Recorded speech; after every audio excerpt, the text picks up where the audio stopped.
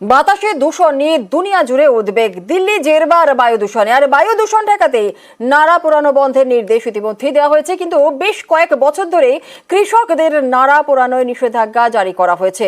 তবু নিয়মকে বুড়ো আঙুল দেখিয়েই চলছে দেদার নাড়া পোড়ানো। হুগলির একাধিক ব্লকে কৃষি জমিতে চলছে নাড়া বা ধানের গোড়া পোড়ানোর কাজ। তারকেশ্বর, হরিপাল, সিংপুর একাধিক জায়গায় চলছে নাড়া পোড়ানোর কাজ। এতে তো দূষণের মাত্রা আরো বাড়বে।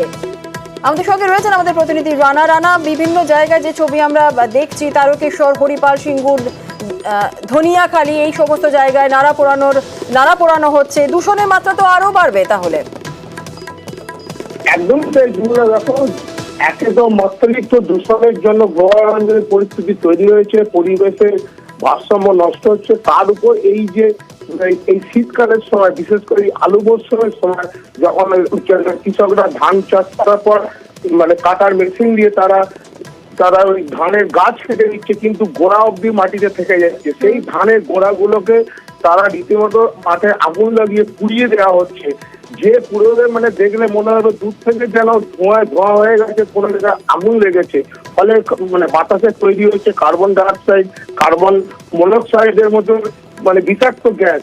যে গ্যাসের ফলে কিন্তু বাতাসে যেমন একটা ভারসাম্য নষ্ট করছে, তার ফলেই তো দূষণের মাত্রা বাড়ছে। একেবারেই তাই রানা, ধন্যবাদ। আর নাড়া পোড়ানো যে বেআইনি তা জানেন কৃষকরা, কিন্তু এ নিয়ে তারা নিরুপায় বলছেন, তারা জানাচ্ছেন। কুটিগুলো না পড়ালে আবার আলু চাষের কাজটা চলবে।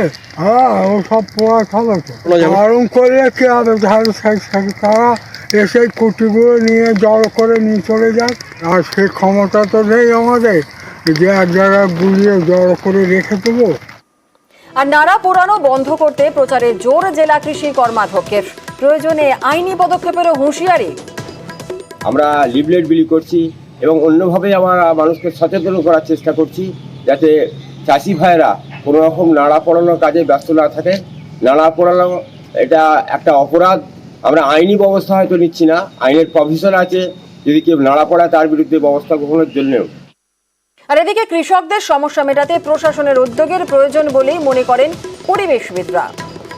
ন্যাড়া পোড়ানো অর্থাৎ পেডি প্ল্যান্টস, যেটা ওরাইজা স্যাটাইভা, যেগুলো তো সেগুলোর যে স্ট্রগুলো, খড়গুলো, তো সেগুলো যদি গভর্নমেন্ট কালেক্ট করে, তাহলে তার যে চাষিরা বাধ্য হয়ে জমিতে পুড়িয়ে দেয়, এই যে বার্নিংটা হচ্ছে, এই বার্নিংয়ের জন্য এখানেও যে গ্রিন হাউস গ্যাস তৈরি হচ্ছে, তো এই সমস্তটাই কিন্তু পলিউশন বাড়াচ্ছে। তা এটা বন্ধ করতে গেলে গভর্নমেন্ট থেকে একটা পদক্ষেপ নেওয়া উচিত। আর নাড়া না পুড়িয়ে তা দিয়ে বিকল্প জৈব সার তৈরি করা সম্ভব, মত কৃষি বিজ্ঞানীদের। এই সমস্ত জিনিসগুলোকে না পুড়িয়ে এটার একটা বিকল্প ভাবে যদি তাদের কাছে বার্তা দেওয়া হয়, যেখান থেকে কিন্তু খুব সুন্দর ভার্মি কম্পোস্টিং করা যেতে পারে, একটা ভালো জৈব সার তৈরি হবে। মাশরুম চাষ করতে গেলে খড়ের কিন্তু একটা বিশাল প্রয়োজন, তাই নাড়াগুলো যদি সেই মাশরুম চাষের ক্ষেত্রে প্রয়োগ করা হয় বা যদি এগুলোকে ইউজ করা হয়, তাহলে মনে হয় এইরকম একটা ভয়ানক সমস্যা থেকে আমরা খুব তাড়াতাড়ি মুক্তি পাবো। তারা হয়তো বুঝতে পারছে না যে ফলন কমে যাচ্ছে, কিন্তু হয়তো তারাই অজান্তে ওই নাড়া পুড়িয়ে তার জমির সমস্ত ক্ষতিগুলো ডেকে এনেছে।